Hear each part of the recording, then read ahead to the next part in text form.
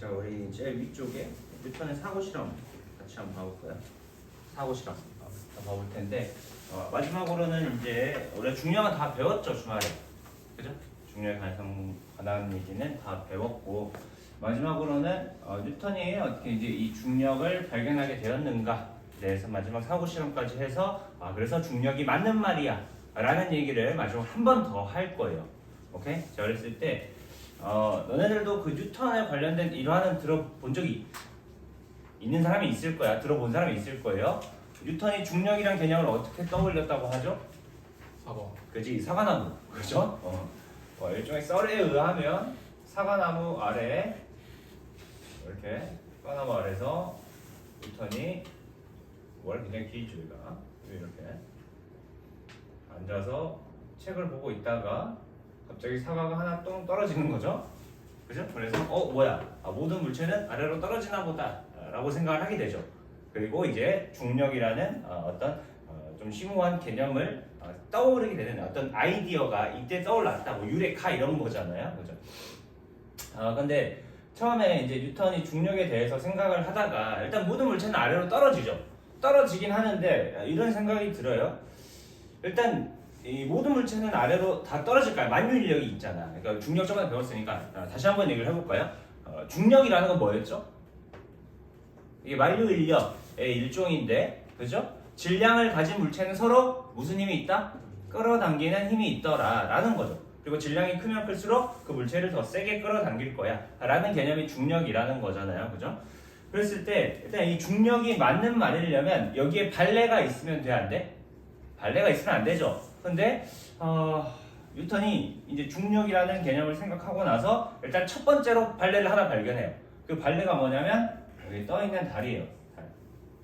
보름달일 수도 있고, 보름달로 가정을 해봅시다. 보름달이라고. 자, 이 보름달은 분명히 여기에 떠 있죠. 그죠? 하늘 위에 떠 있는데 얘는 떨어져 안 떨어져? 안 떨어진다는 거죠. 발레를 첫 번째로 찾은 거예요. 그럼 뭔가 이상하죠. 일단 중력이 다 깨지는 거잖아요. 모든 물체는 서로 끌어당겨야 되는데 저기 있는 달은 왜 안 떨어지는 거지? 이런 생각을 하게 돼요. 오케이? 그래서 결과적으로 이 중력 이론에 대해서 다시 한번 숙고를 해봐야겠다라는 생각을 하죠. 그리고 아주 골똘하게 고민을 해요. 자, 이렇게 계속 고민을 하다가 뭔가 하나 알아내요. 자, 뭘 알아내냐면 여기서 이제 과학 시간에는 사실 질문을 엄밀하게 하는 게 굉장히 중요하거든요. 그러니까 뉴턴이 처음에 질문이 뭐였냐면 모든 물체는 떨어지는데 달은 왜 안 떨어지냐?가 첫 번째 질문이었어요. 이거 가지고 답을 찾으려고 하니까 답이 나올까 안 나올까? 답이 안 나와요. 그래서 질문 자체를 그냥 바꿔요. 그냥 달도 떨어지는 거야 라고 바꿔요. 그리고 달은 떨어지는데 왜 우리 지표면과 일정 거리를 계속 유지할까?로 질문을 바꿔보는 거예요. 여기까지 할 수 있겠니? 자, 여기다 이렇게 써봅시다. 뭐야 이거? 머리 반하기. 자, 여기다 이렇게 써놔. 달은 떨어지는데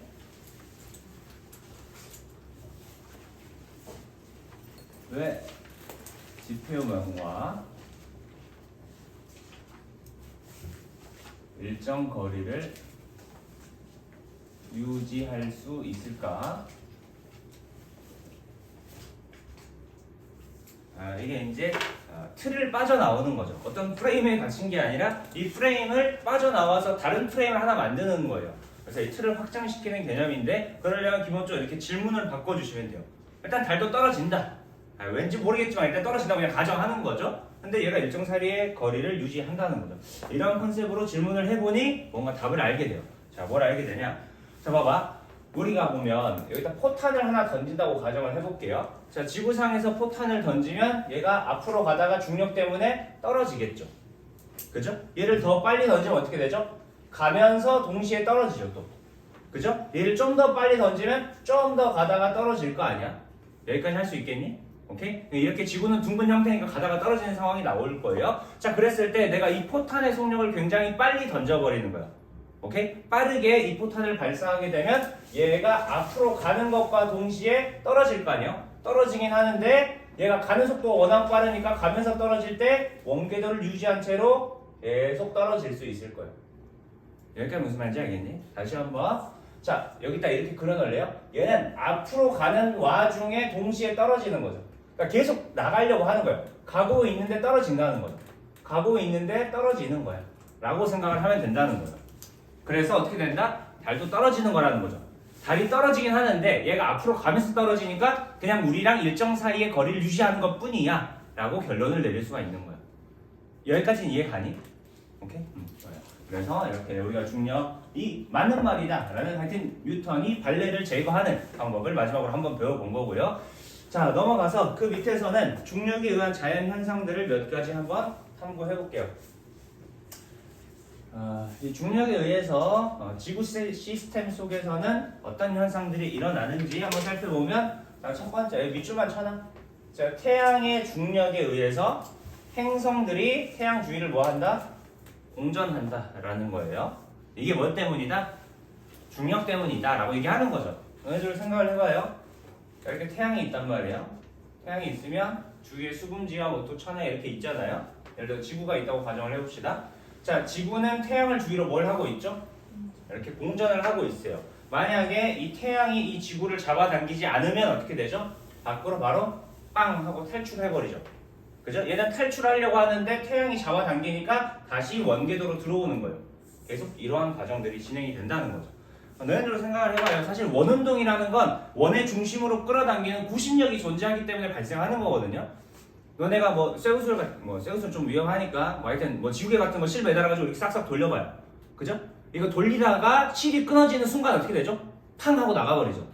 이런 거 확인할 수 있잖아요. 그죠? 이게 원운동을 한다는 이유는, 원운동을 하고 있는 이유는 실이 이 물체를 자꾸 안쪽으로 끌어당기니까 밖으로 못 나가고 들어오고 있는 거예요.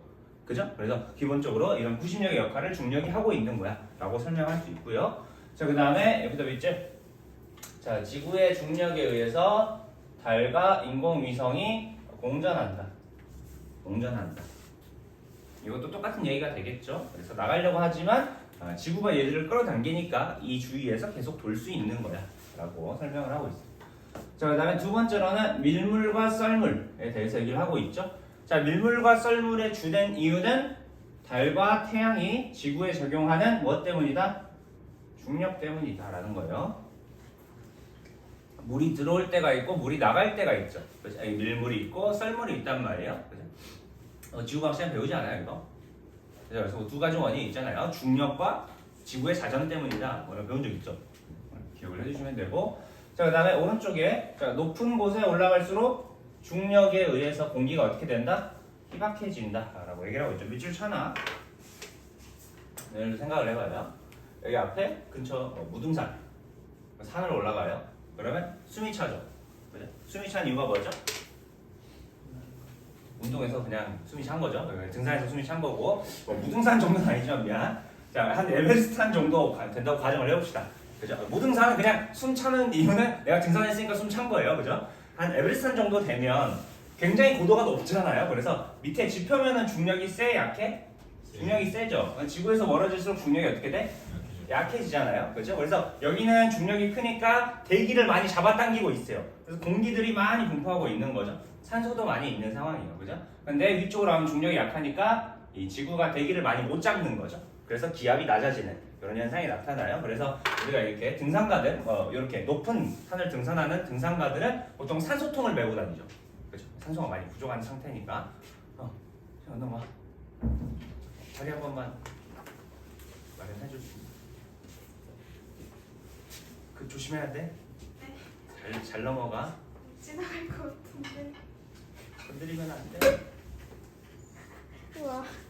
잘했어요. 안 틀어졌지? 괜찮니, 남준아? 괜찮아? 좋아요. 자, 그러면 이어서 한번 봐봅시다. 일단 116페이지 완자로. 자, 그 다음에 4번 한번 봅시다. 4번. 자, 우리가 중력에 의한 영향으로 이제 지구에 어떤 영향을 미치냐? 지표 변화가 일어난다라는 거죠. 자, 중력에 의해서 물이 위에서 어디로 흐른다? 아래로 흐른다. 이렇게 얘기를 하고 있죠. 물이 아래로 흐르면서 돌도 깎고 풍화 침식이 일어난다라는 거예요. 자, 그 다음에 여기 별표 쳐놓읍시다. 대류. 이 대류 현상도 중력에 의한 현상 중에 하나다. 그죠? 그래서 이 대류라는 건 왜 일어나는 거죠? 밀도 차이 때문에 일어나는 거죠. 밀도 차. 근데 이 밀도 차이에 따라서 중력의 차이가 달라요. 그죠? 밀도가 높을수록 중력을 더 많이 받겠죠.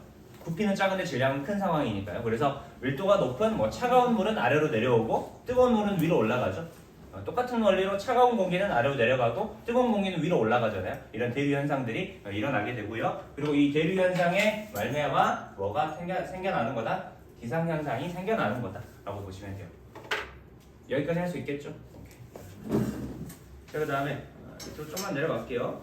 자, 밑에서는 중력과 생명 시스템에 대한 내용이 나와 있어요. 같이 한번 봐볼게요.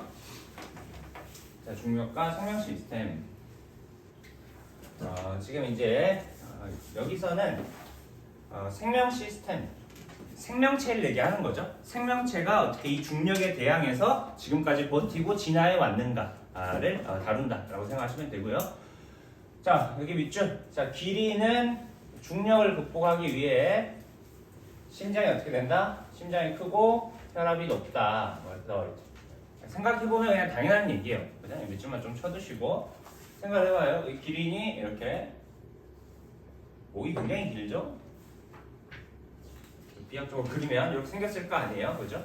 자, 근데 기본적으로 생명체가 이렇게 포유류라고 하죠. 포유류가 살아가기 위해서는 뇌의 활동이 활발히 이루어져야 되죠. 그래서 뇌의 에너지 공급이 원활하게 진행이 돼야 돼요, 그죠? 자, 근데 기린의 뇌는 어디에 있죠? 당연히 머리에 있겠죠, 그죠? 기린의 심장은 어디에 있죠?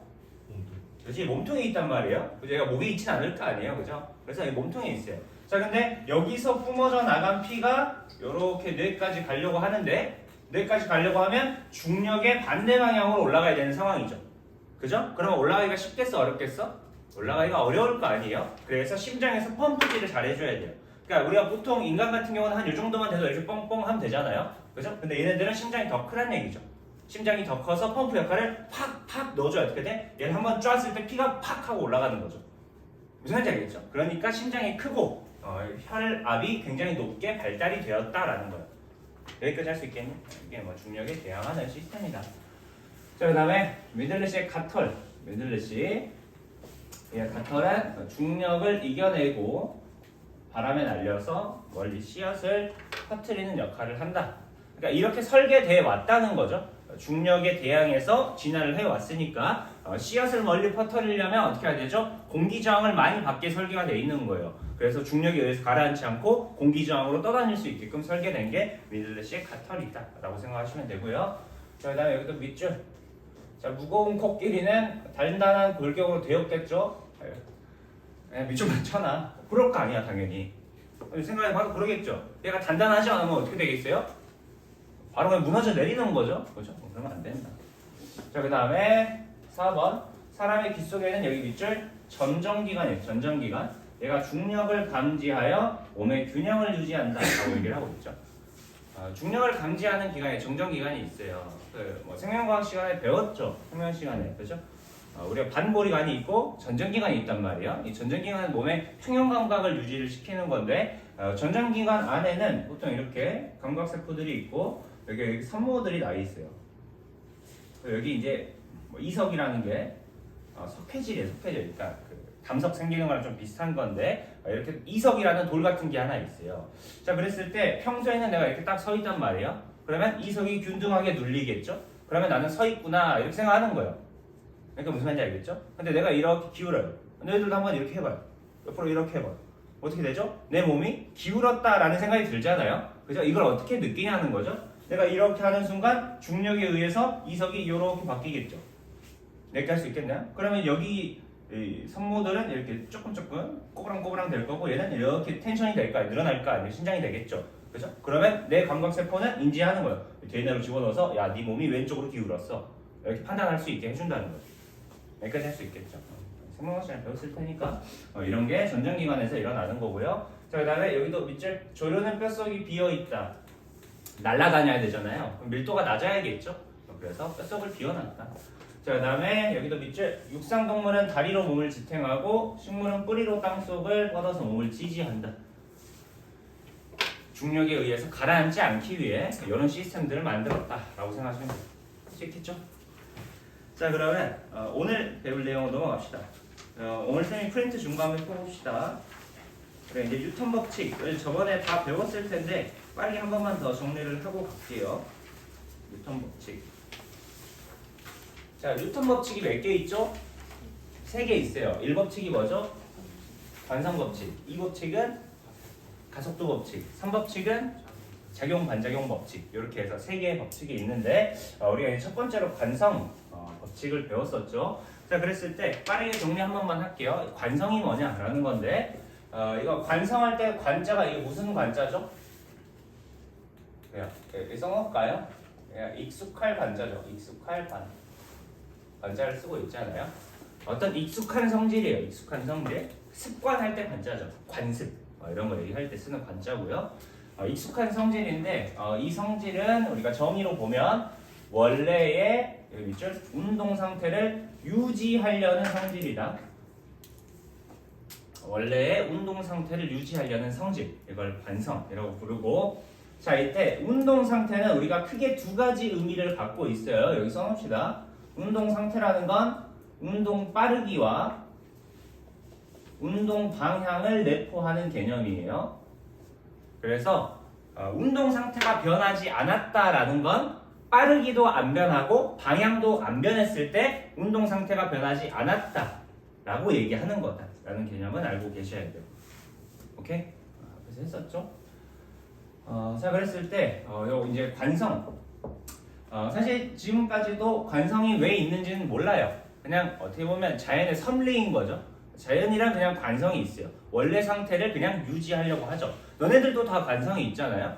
너네들 아침에 눈을 떴을 거예요. 침대 위에서 눈을 떴죠? 그죠? 일어나고 싶어요? 자고 싶어요? 자고 싶죠. 누워있고 싶잖아요. 왜 그런 거죠?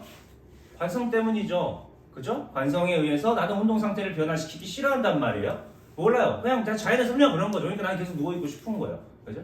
엄마한테 이런 얘기 하면 되는데 안 되겠죠?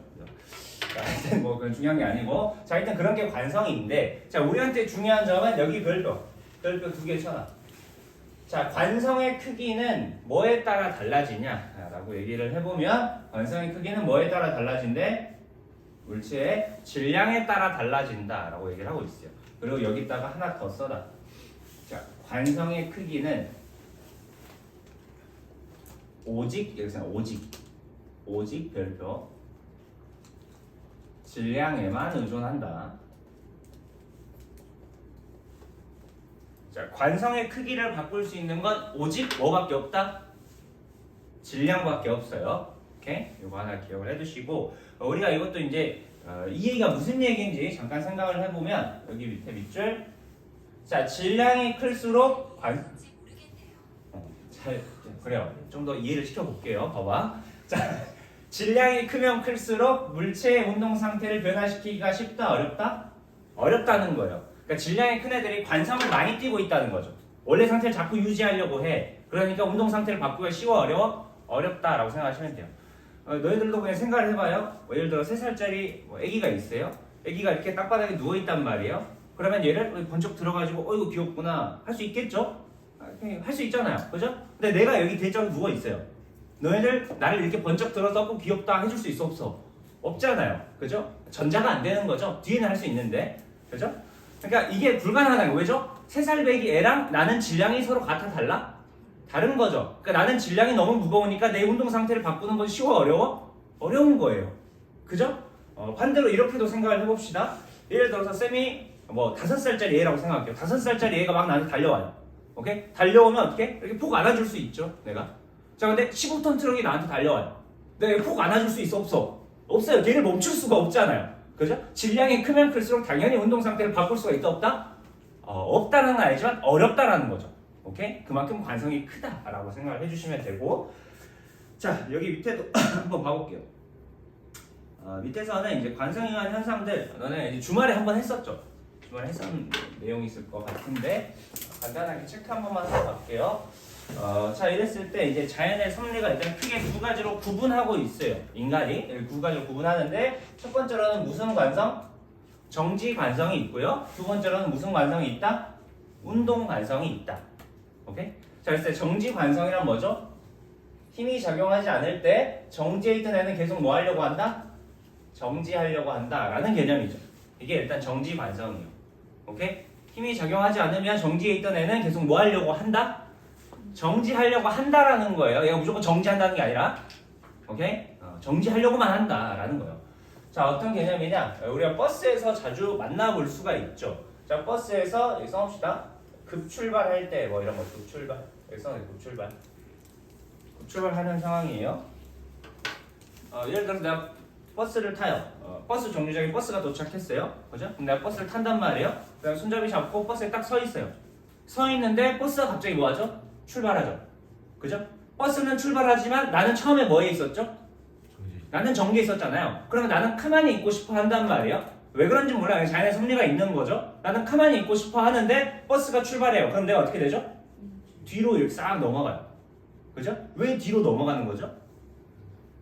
내 몸은 가만히 있으려고 하는데 버스가 출발하잖아요. 그럼 버스 지면과 내 발바닥 사이의 마찰력이 붙잡고 나를 끌고 가버리는 거죠. 다리를. 그죠? 다리는 끌려가는데 나는 가만히 있으려고 하죠. 난 정지 과정이 있으니까. 그죠? 그러니까 내가 우악 이렇게 되는 거잖아요. 무슨 말인지 알겠나요? 이런 현상을 우리가 확인을 할 수가 있다. 여기도 써놓을까요? 뭘 확인하는 거예요? 내 몸의 정지 관성을 확인하는 거다. 내 몸의 정지 관성을 확인하는 거다. 이렇게 보시면 돼요. 여기까지 할 수 있겠죠? 오케이? 자, 그 다음에 두 번째로는 여기 컵 위에 종이를 하나 올려놓고 동전을 하나 올려놨죠? 그 다음에 내가 컵을 이 종이를 팍 하고 치는 거예요. 종이를 팍 하고 치면 이 동전이 같이 따라서 날아가나요? 아니면 여기 가만히 있다가 떨어지나요? 가만히 있다가 떨어지죠. 가만히 있다가 떨어지는 이유는 이 동전의 뭐 때문이다? 정지 관성 때문이죠. 여기 써놔. 동전의 정지 관성 때문. 얘가 처음에 정지해 있었기 때문에 계속 정지하려고 하는 거죠. 그래서 이 종이는 날아가지만 자기는 정지하려고 해요. 그리고 종이는 사라져 버렸죠. 그러니까 자기 가만히 있다가 뚝 떨어지는 거예요.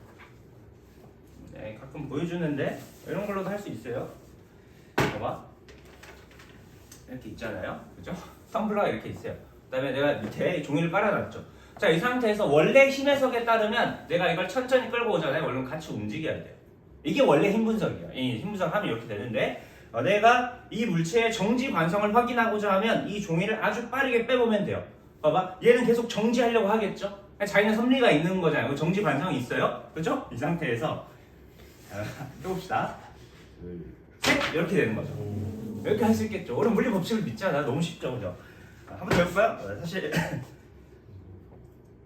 이렇게 하면 되겠죠. 할 수 있겠죠? 너희들 충분히 할 수 있어요. 좀 쉬운 내용이고. 근데 이렇게 하면 안 돼요. 예를 들어서 내가 이렇게 하고 있어요. 지금 빼면 어떻게 되죠? 완전 조지는 거죠. 그죠? 지금 빼면 조져요. 왜? 얘는 처음에 이렇게 있으면 얘는 정지 상태니까 정지 관성이 있었을 거 아니에요. 정지 관성이 발현되는 거 우리가 확인한 것 뿐이잖아. 근데 내가 이걸 이렇게 끌고 있으면 얘는 일단 정지 상태가 아니죠. 그럼 무슨 관성을 갖고 있겠죠? 운동 관성을 갖고 있단 말이에요. 그럼 지금 하면 홀라당 날아가는 거죠. 그래서 이렇게 딱 정지시켜 놓고 좀 기다려야 돼요. 기다린 다음에 어떻게 하죠? 이렇게 빼는 거죠. 그러니까 엄청 쉬워요. 이렇게 해가지고 하면 되겠죠. 할 수 있겠죠? 그래서 이런 걸 확인하는 게 정지 관성이고, 조금 어렵게 나오면 이런 얘기들도 있어요. 실에 매달린 추의 정지 관성을 확인하는 실험인데 여기다 이렇게 써놓을래요. 얘는 느리게, 얘는 빠르게.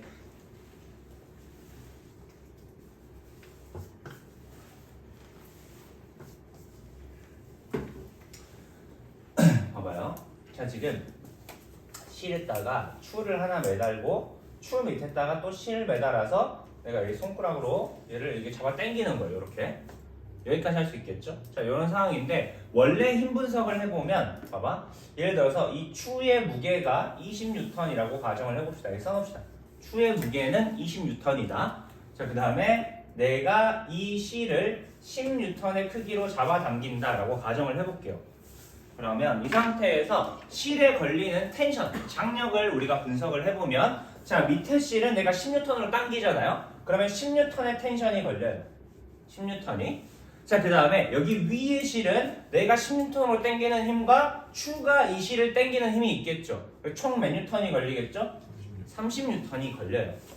그죠? 그래서 내가 얘를 천천히 잡아당기면 당연히 어디가 끊어져야 되죠? 위쪽이 날아가야 되죠. 그죠? 아래쪽이 끊어지기 전에 위쪽이 먼저 날아가는 게 맞겠죠. 여기까지 할 수 있겠니? 오케이? 근데 얘를 내가 빠르게 잡아당기면 위쪽이 아니라 어디가 끊어진다는 거죠? 아래쪽이 끊어진다는 거예요. 그죠? 아래쪽이 끊어지는 이유는 뭐 때문이죠? 이 추의 뭐 때문에? 추의 정지 관성 때문이죠. 그러니까 추가 안 움직이려고 하는 거예요. 제가 처음에 정지에 있었으니까. 근데 나는 이 실을 잡고 손은 이미 내려가 버렸죠. 그죠? 근데 얘는 정지하려고 하니까 당연히 어디가 끊어질 수밖에 없죠? 밑에 쪽이 끊어질 수밖에 없는 거예요. 오케이? 이런 게 추의 정지 관성을 확인하는 이런 실험이다. 조금 어렵게 나오면 이런 얘기들도 나오고요. 자, 그 다음에 오른쪽 운동 관성도 한번 봐봅시다. 자, 운동 관성이란 운동하던 애는 계속 뭐 하려는 성질이 있다? 운동하려는 성질이 있다는 거죠. 이런 게 운동 관성인데 대표적으로 이런 버스에서 느껴볼 수가 있어요. 예를 들어서 급정거하는 상황이다 라고 가정을 해볼게요. 급정거한다. 자, 이 급정거하는 상황에는 어떻게 되는 거죠? 나는 버스랑 같이 가고 있었잖아요. 근데 버스 정류장에 도착한 거예요. 오케이? 그러면 나랑 버스랑 같이 한 몸이 돼서 앞으로 쭉 가고 있었죠? 그렇죠? 앞으로 쭉 가고 있었는데 뭐가 멈추죠? 내가 멈춘 게 아니죠. 그죠? 버스가 멈춘 거예요. 그죠? 버스는 끼익 하면서 멈춘단 말이야. 자, 근데 나는 뭐 하고 싶죠? 앞으로 가고 싶어요. 그죠? 나는 앞으로 계속 가고 싶어. 원래 가던 관성이 있으니까요. 운동 관성으로 가고 싶은데 갑자기 버스 지면이 나를 붙잡는 거죠. 버스 지면과 내 발바닥 사이의 마찰력에 의해서 내 발이 탁 하고 붙잡히는 거예요. 그죠? 그러니까 내 몸은 앞으로 가려고 하는데 봐봐. 내 몸은 이렇게 앞으로 가는데 누가 나를 팍 붙잡는 거죠. 그럼 어떻게 되죠? 앞으로 쏠린다 이 말이야. 이렇게 무슨 말인지 알겠니? 이런 마찰력의 원리에 의해서 이런 운동 관성을 확인할 수 있는 상황이 연출이 된다라는 거고 여기도 써봅시다. 뭘 확인하는 거야? 내 몸의 운동 관성을 확인하는 거예요. 운동 관성. 그죠? 자, 그 다음에 이런 상황이 여기서 똑같이 나오죠? 내가 돌부리에 걸려서 넘어지는 이유도 뭐 때문이죠? 내 몸뚱아리는 자꾸 앞으로 가고 싶죠. 이미 속력이 붙었단 말이에요. 나 운동 과정이 있으니까 앞으로 가고 싶은데 누가 나를 딱 붙잡는 거죠. 내 발을 딱 붙잡아요. 그러니까 난 앞으로 꼬꾸라지는 거죠. 오케이? 이런 걸 확인하는 것도 운동 과정을 확인하는 거고. 자, 그 다음에 이렇게 망치 머리와 망치 자루 요거 두 개가 연결되어 있는데 이걸 쾅쾅쾅 찍으면 망치 머리가 팍팍 박히죠. 그죠? 이런 것도 이 망치 머리에 뭘 확인하는 거다? 운동 관성을 확인하는 실험이에요. 생각을 해봐요.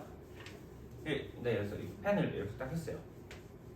이렇게 살랑살랑 원래 이렇게 꼭 해야 되는데 살랑살랑 이렇게 해요. 이게 될지 모르겠네요. 자, 이 상태에서 내가 이걸 아래로 쫙 내려요. 빠르게. 아래로 쫙 내리면 얘네들은 밑으로 가는 운동 관성이 생겼죠. 자, 그 상태에서 내가 이렇게 가다가 착! 오! 이러면 안 되죠. 안 박혀버리네요. 그러니까 예를 들어서 얘가 질량이 굉장히 무겁다고 하면 운동 관성이 굉장히 컸을 거예요. 자, 그러면 무슨 일이 발생을 하냐? 그러니까 얘는 망치 자루는 멈추잖아요. 망치 자루는 멈추지만 망치 머리는 운동 관성이 있으니까 계속 아래로 내려가려고 하겠죠. 그래서 자꾸 더 밑으로 팍 하고 내려오는 거예요. 그래서 박히는 이런 상황이 나오는 거죠. 이거 하고 싶은데 그러니까 한 질량이 이 정도는 돼야 우리가 확인을 할 수가 있을 것 같아요. 질량이 너무 작으니까 질량이 작으면 관성이 크다 작다? 작죠. 그러니까 우리가 관측이 잘 안 되는 거예요. 지금 상황에서는. 자, 그러면 밑으로 내려갑시다. 자, 그리고 이 관성을 법칙으로 정리를 해준 사람이 뉴턴이죠. 그래서 뉴턴 1법칙이라고 부르는데, 자, 뉴턴 1법칙 같이 한번 확인해 보시면, 자, 여기 밑줄 물체에 작용하는 R자 힘이 일단 0일 때에 대한 내용이에요. 그러니까 물체 힘이 작용하지 않으면 이 말이죠. 정지해 있던 애는 계속 뭐 한다? 정지한다라는 거고, 그 다음에 운동하던 애가 계속 뭘 한다? 여기 밑줄 펼펼 쳐놔. 운동하던 애는 계속 등속 직선 운동한다 라고 얘기를 하고 있죠. 밑줄 쳐놔. 등속 직선 운동한다. 힘을 받지 않는 운동을 진행을 할 거다 라고 생각해 주시면 되고요. 이걸 통해서 이제 뉴턴이 얘기하고 싶은 건 힘과 물체의 운동 상태 변화의 관계를 얘기를 하는 거예요. 오케이? 봐봐. 결과적으로 얘가 얘기하는 게 무슨 말이죠? 물체한테 힘이 작용하지 않으면 운동 상태가 변한다 안 변한다? 안 변한다 라고 얘기를 하는 거죠. 그리고 힘이란 게 뭐냐? 힘이란 게 작용을 하면 물체에 뭐가 변한다? 운동 상태가 변한다 라는 걸 알려주는 힘과 운동 상태의 변화의 관계를 알려주는 법칙이다 라고 생각을 해주시면 돼요. 이렇게 할 수 있겠죠? 좋아요. 자, 그리고 밑에서는 뭐 갈릴레이의 사고 실험 이건 했죠? 안 했나요? 그죠? 빠르게 한번 해봅시다. 우리가 관성, 우리가 앞에서 배웠잖아요. 관성이 뭐라 그랬죠? 원래의 운동 상태를 유지하려는 어떤 성질이죠. 그죠? 이 성질을 처음 발견한 사람은 누구일까요? 처음 발견한 사람은 누구겠죠? 뉴턴이라고 생각할 수가 있는데 사실 뉴턴이 아니라 누구라는 거죠? 그지 갈릴레오 갈릴레이예요. 뉴턴보다 앞선 시대의 사람이죠. 그렇죠? 사실 뉴턴은 갈릴레이 책을 많이 봐요. 그래서 비슷한 얘기들을 굉장히 많이 하고 있고요. 갈릴레이가 정리한 것들을 자기가 정리한 이런 상황들이 많이 나올 텐데 일단 갈릴레이가 한 실험을 한번 살펴봅시다. 실제로 이 갈릴레이가 물리 실험 굉장히 많이 해요. 진짜 큰 이런 나무 도마기 있잖아요. 나무 코스를 여러 개를 만들어요. 나무 코스를 여러 개 만든 다음에 여기다가 쇠구슬로 올려놓고 빵 떨어뜨려 보는 거예요. 자, 그랬더니 일단 첫 번째 실험 결과가 내가 여기 이 위치에서 어떤 물체를 떨어뜨렸어요. 그랬더니 얘가 싹 돌아서 제 위치까지 올라오더라. 제 높이까지 올라오더라 라는 걸 첫 번째로 알게 돼요. 오케이? 자, 그 다음에 두 번째로는 이 코스를 좀 더 길게 이렇게 만들어 본 거예요. 코스를 길게 만들어 봤더니 자, 여기서 떨어뜨린 물체는 또다시 여기까지 올라오더라 라는 걸 알게 돼요. 여기까지 할 수 있겠니? 자, 이 두 실험을 통해서 갈릴레이가 어떠한 판단을 하나 하게 되죠. 뭐죠? 내가 이 물체를 이 위치에서 떨어뜨리면 결국에 이 물체는 이 위치까지 되돌아온다 라는 걸 알게 돼요. 내가 이 코스를 아무리 길게 만들어도 여기서 떨어뜨렸으면 얘는 이 위치까지 올 때까지 계속 운동해서 올 거다라는 개념이죠. 여기가 무슨 말인지 알겠니? 오케이? 봐봐. 여기 밑줄. 5점에서 놓은 공은 항상 처음과 같은 높이까지 올라간다라는 명제를 알게 된 거예요. 그리고 이제 생각을 하는 거죠. 뭐야? 근데 생각을 해보면 봐봐. 하여튼 아무리 길게 만들어도 올라온다는 얘기인데 그러면 내가 이걸 코스를 안 만들어주면 어떻게 되는 거지? 즉 처음 높이까지 올라오지 않게끔 이 코스를 안 만들어주면 내가 처음에 여기서 떨어뜨린 공은 그냥 영원히 갈 거다라는 생각을 하게 돼요. 왜? 얘는 처음 높이를 만날 때까지 계속 가야 되니까요. 그러니까 무슨 말인지 알겠니? 즉 내가 아무것도 하지 않아도 무슨 말이야? 내가 얘한테 아무런 힘을 주지 않아도 얘는 계속 갈 거다. 운동하는 새끼는 계속 갈 거다. 왜? 처음 높이까지 가야 되니까 라는 관성의 개념을 처음 알게 된 거예요. 여기 밑에 밑줄 힘이 작용하지 않으면 물체 운동 상태는 변하지 않는다라는 개념이죠. 여기도 밑줄 세 번째 공은 힘이 작용하지 않아도 계속 운동할 거야 라는 개념을 이제 처음으로 갈릴레이가 확인을 했다라는 거예요. 여기까지 할 수 있겠죠? 이걸 사고 실험이라고 하는 이유는 실제로는 마찰이나 공기 저항이 있겠죠. 그래서 원래보다 조금 덜 올라가요. 덜 올라가는데 이제 아마 이런 상황을 가정을 하고 사고적으로는 아마 이렇게 됐을 거야 라고 얘기하는 거예요. 자, 그 다음에 뒤에 넘어갑시다. 자, 뒤에서는 뉴턴 운동 제2법칙 가속도 법칙과 작용반작용 법칙이 있는데 자, 일단 뉴턴 이 법칙 저번 시간에 배웠죠? 그냥 이것만 기억합시다. F는 ma다. 물평. 뉴턴 파트에서 가장 중요한 식 중에 하나죠. 가속도 법칙이라고 부르는데 가속도와 힘, 그 다음에 질량의 관계를 알려주는 식이에요. 그래서 F는 ma다 라고 생각하시면 되고요. 자, 그 다음에 뉴턴 3법칙으로 넘어갈게요. 자, 뉴턴 3법칙은 작용 반작용 법칙이라 그렇죠? 작용 반작용 법칙. 이 작용 반작용 법칙도 왜 그런지는 몰라요. 그냥 힘이라는 건 항상 이렇게 작용을 한다 라는 걸 알려주는 법칙이라고 생각하시면 되고 관성 법칙하고 비슷하게 그냥 자연의 섭리라고 생각하시면 돼요. 왜 그런지는 모르겠지만 힘이란 항상 이렇게 작용해 라는 건데요.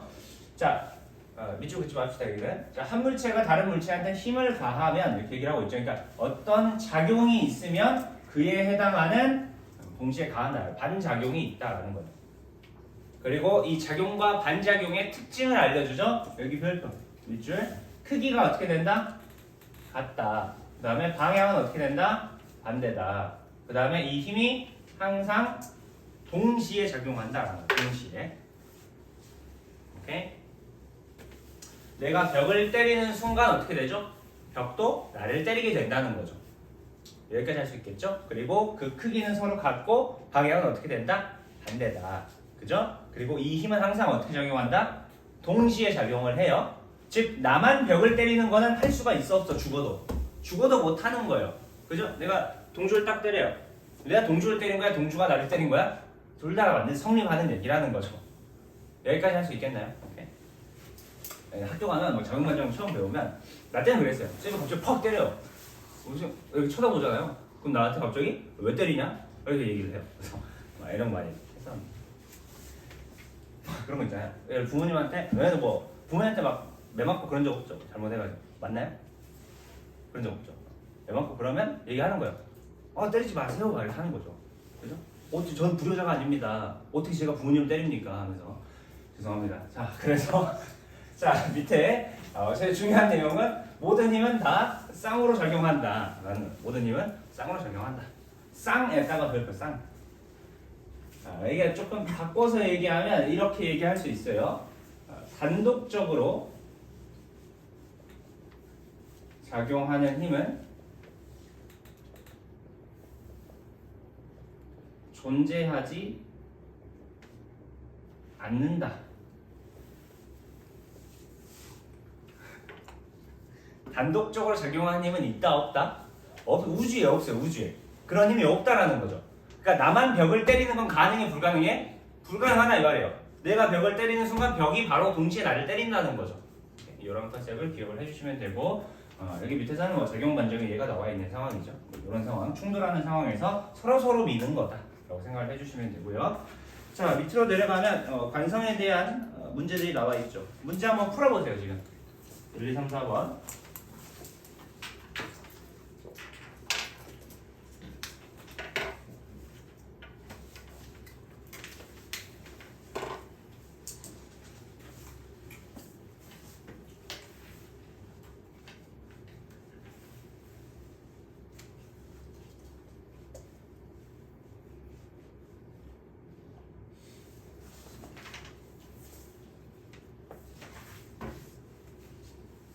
그리고 토요일 날 그 완자 중력까지 풀어오는 게 숙제야. 121페이지까지 토요일 날.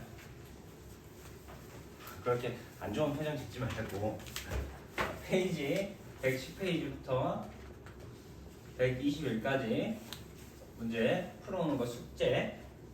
그리고 일요일 날은 그 속도 가속도부터 시작해서 오늘 배울 내용까지 토요일 날 배울 내용까지 전체 테스트가 있어요. 알겠죠? 속도 가속도부터 운동량 충격량까지인데 오늘 하고 토요일 날 해서 마무리할 거예요. 운동량 충격량은 문제를 조금 더 줄일게요. 토요일 날 마지막 정리하고 나오는 거니까.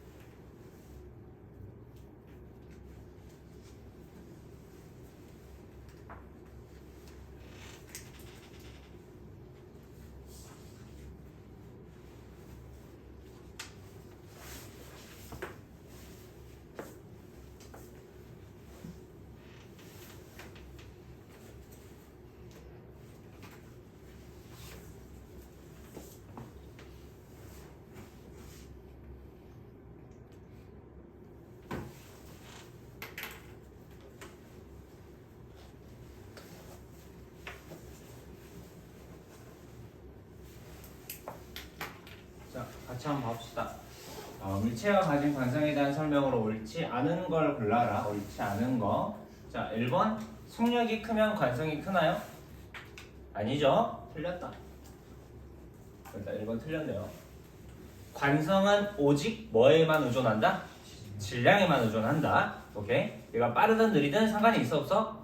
없어 라고 생각하시면 돼요.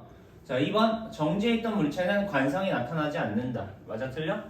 벌써 틀렸죠? 여러 번 얘기했지만 정지해 있던 애는 정지하려고 하는 정지 관성이 있어요. 그죠? 그래서 틀렸고 3번 관성이 클수록 운동 상태를 변화시키기가 어렵다. 맞죠? 자, 그 다음에 4번 질량에 관계없이 관성의 크기가 일정하나요? 아니요. 아니죠. 그죠? 관성의 크기는 오직 질량에 의존한다. 오케이? 자, 5번 R자임이 0이면 물체는 계속 등속직선 운동하겠죠. 운동하던 애는. 자, 그 다음에 운동하는 물체는 운동 빠르기와 방향을 계속 유지하려고 하는 성질이 있어요. 그죠? 관성이죠.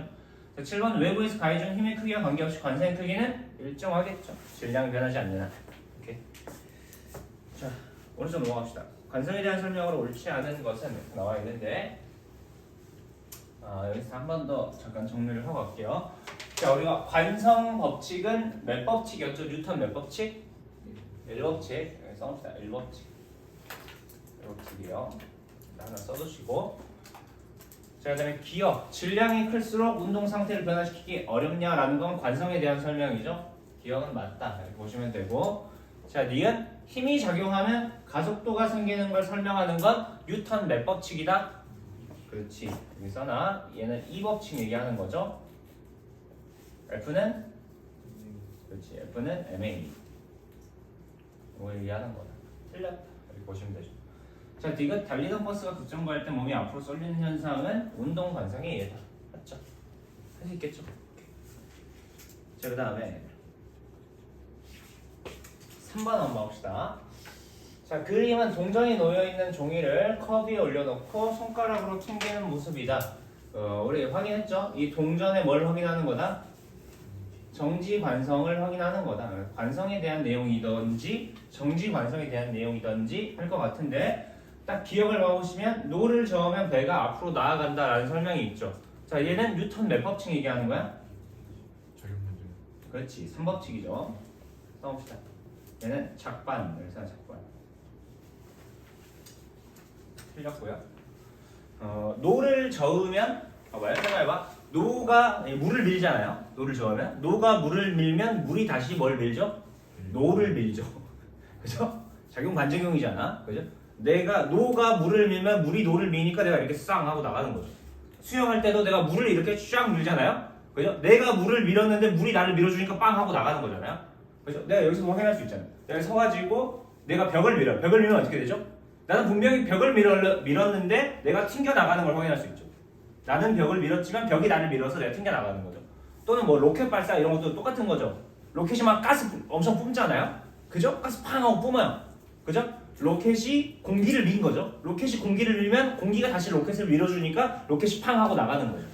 오케이? 이런 것들이 다 뭐다? 작용 반작용의 예다. 이해 가죠? 오케이. 자, 니은 달리는 기차는 멈추기 어렵죠. 운동 상태를 바꾸기 어려워요. 관성 얘기하는 거죠. 자, 축구공을 세게 차면 빨라진대요. 이건 몇 법칙? 2법칙 얘기하는 거죠. 속력이 점점 빨라진다. 가속한다 이 말이잖아요. 힘을 받으면 가속한다. 속도가 변한다. 그죠? 속력이 더 빨라진다 이렇게 얘기하고 있으니까요. 자, 작은 보트는 큰 유람선에 비해서 큰 유람선은 방향을 바꾸기가 어렵다. 질량이 크면 관성이 크다라는 거죠. 운동 상태를 바꾸기가 쉽다, 어렵다? 어렵다라고 얘기하고 있는 거예요. 여기까지 할 수 있겠죠? 자, 그러면 오른쪽 넘어갑시다. 자, 물체의 관성과 관련이 있는 현상. 옳지 않은 걸 골라라 이렇게 얘기를 하고 있네요. 자, 옷을 털면 먼지가 떨어진다. 이건 뭐죠? 관성을 얘기하는 거예요. 봐봐요. 자, 예를 들어서 이게 옷이에요. 이게 먼지예요. 원래 이렇게 붙어 있을 거 아니에요? 그죠? 동주야, 이거 종이 한번 앞으로 쳐줄래요? 이쪽 이렇게 팡 쳐봐. 팡 쳐요. 더 세게 쳐봐. 팡 치죠. 그럼 얘는 어떻게 되죠? 허공에 뜬단 말이에요. 그럼 중력이 여기서 가라앉을 거 아니에요. 뭔 말인지 알겠죠? 그러니까 이 먼지가 이 옷이랑 같이 가 안 가? 안 가는 거죠. 왜 안 가는 거죠? 정지 관성 때문이에요. 정지 관성 때문에 가만히 있으려고 하는데 내가 옷을 털었잖아요. 그러니까 얘는 허공에 있다가 아래로 먼지가 떨어지는 거다. 그래서 먼지의 정지 관성을 확인하는 이런 현상이요. 그러니까 이해 가니?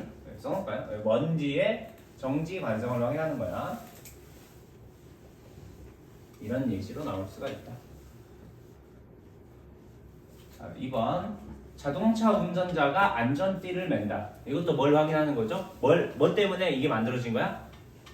관성 때문이죠. 운동 관성 때문이에요. 그죠? 내가 차를 타고 있어요. 그죠? 차랑 같이 달릴 거 아니에요? 그럼 난 앞으로 가고 있겠죠. 그죠? 근데 갑자기 교통사고가 나든지 해가지고 차가 딱 멈춰요. 하지만 나는 관성이 있죠? 관성이 있으니까 유리창 깨고 나가면 돼야 안 돼요?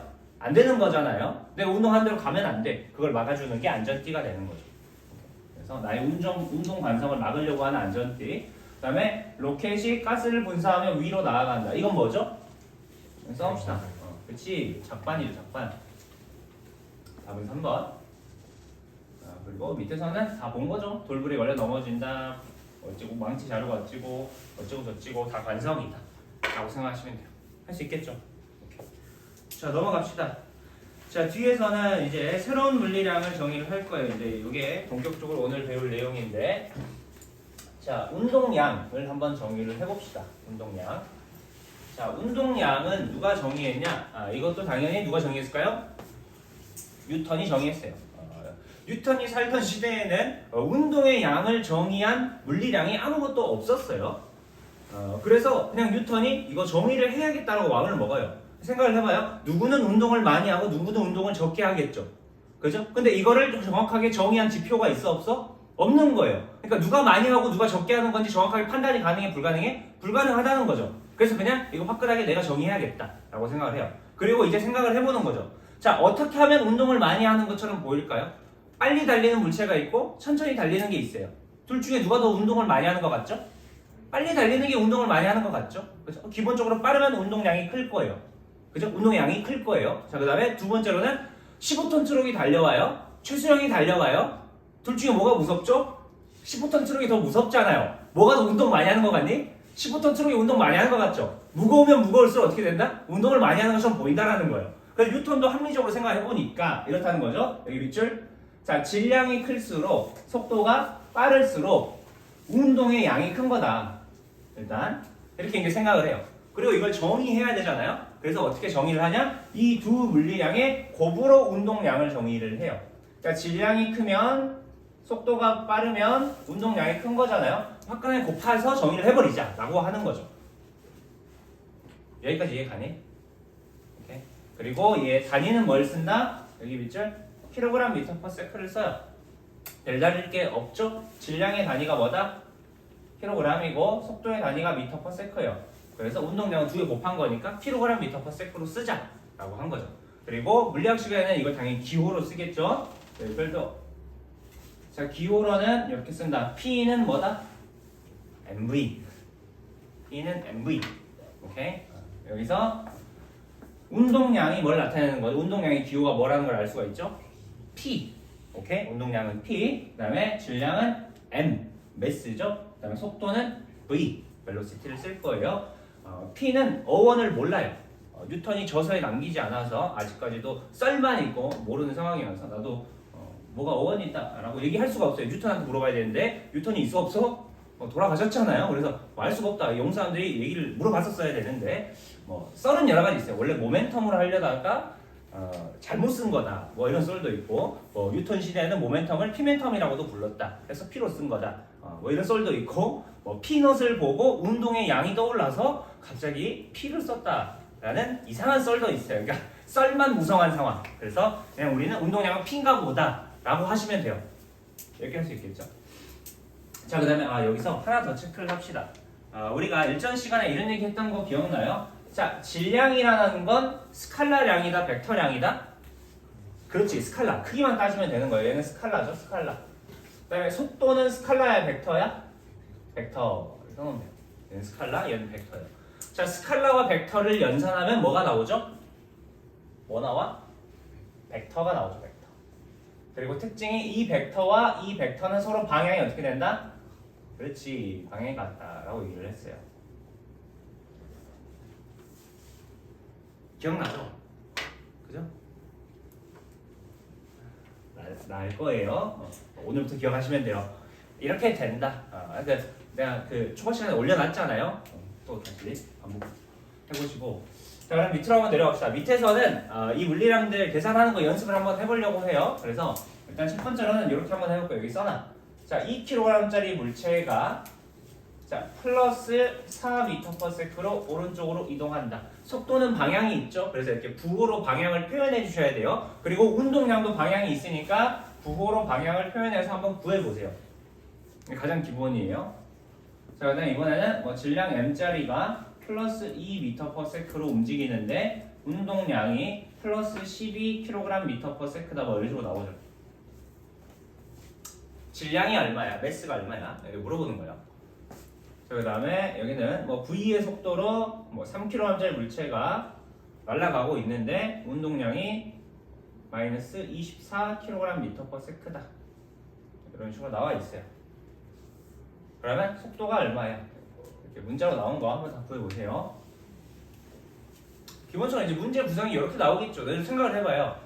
변수가 3개인 식이잖아요. 그럼 3개 중에 2개를 알려줘요. 나머지 하나 구해라. 이렇게 얘기하는 거예요. 이렇게 무슨 말인지 알겠죠? 마지막 연습 4m/s로 6kg짜리 물체가 날아가요. 운동량이 얼마냐 물어보는 거죠.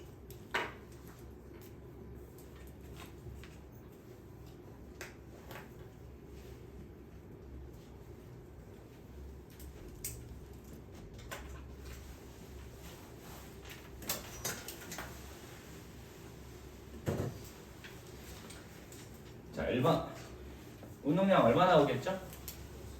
플러스 8 이렇게 플러스 8. 자, 그다음에 두 번째 질량은 얼마 나온다? P는 MV죠? 얼마? 6kg 나오겠죠. 자, 그다음에 여기 속도는 얼마 나와야겠죠? 마이너스 8m/s. 그다음에 여기는 마이너스 똑같이 24kg/m/s. 이렇게 되겠죠. 여기까지 할 수 있겠죠? 그죠? 굉장히 간단하다 생각을 해주시면 되고. 자, 그러면 조금만 쉴까요? 쉬었다가 뒤에 운동량하고 충격량까지 오늘 정리를 해볼게요. 자, 같이 한번 봐봅시다. 운동량, 변화량. 우리가 이제 앞에서는 운동량을 다 정의를 했죠. 그 다음은 이제 운동량, 변화량을 정의를 해볼 텐데 여기다 이렇게 써봅시다. 우리가 이제 일전 시간에 변화량이라는 거 배웠었죠. 어떤 물리량의 변화량이란 처음량에서 나중량을 빼는 거야? 나중량에서 처음량을 빼는 거야? 나중량에서 처음량을 빼는 거다. 그래서 일단 써놓을게요. P 나중에서 P 처음 이렇게 빼주시면 우리가 운동량 변화량을 구할 수 있다라고 생각을 해주시면 되고 연습을 먼저 한번 해볼게요. 자, 여기 2kg짜리 물체가 있는데 얘가 오른쪽으로 4m/s로 달려가더라. 그리고 시간이 조금 지나 이 물체를 가찰했더니 플러스 10m/s로 달려간다. 자, 이랬을 때 여기서부터 여기까지의 운동량 변화량이 얼마냐 이렇게 물어봤어요. 한번 구해봐. 운동량 변화량이 얼마냐. 소희나 수업 시간에 펜을 들고 있어야 돼요. 그죠? 영화 감상이 아니잖아 우리 이 시간이.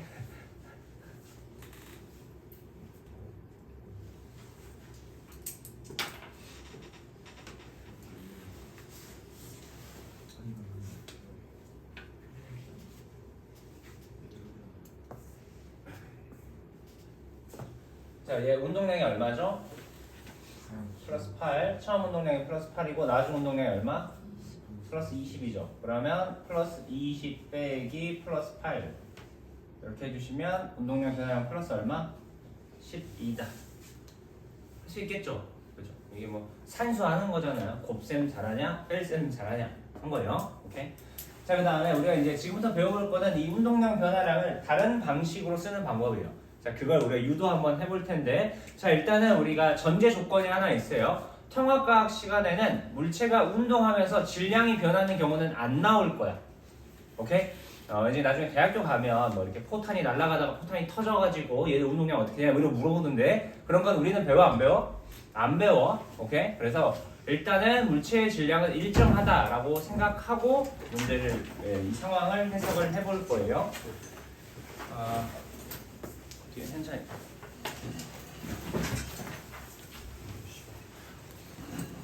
자, 질량은 일단 일정하다라는 기본 가정이야. 자, 그러면 봐봐.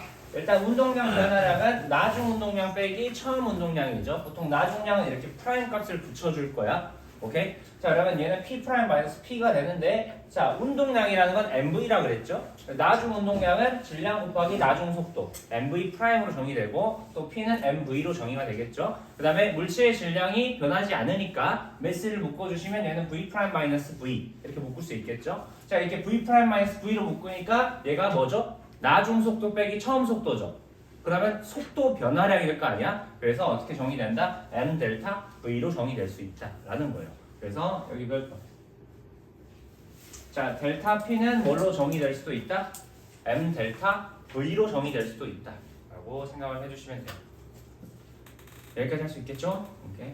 M 델타 V. 자, 그러면 이 식을 이용해서 연산을 한번 해봅시다. 자, 예를 들어서 여기 2kg짜리 물체가 있어요. 이번에도. 자, 그래서 얘는 플러스 8m/s로 가다가 2kg짜리 물체가 플러스 어떻게 할까요? 2m/s로 날아간다. 자, 이때 운동량 변화량이 얼마니? 이렇게 물어보는 거야. 여기서부터 여기까지의 운동량 변화량이 얼마니? 델타 P 구해보라는 거죠. 한번 해보세요. 일단 운동량 변화량 구해보시고.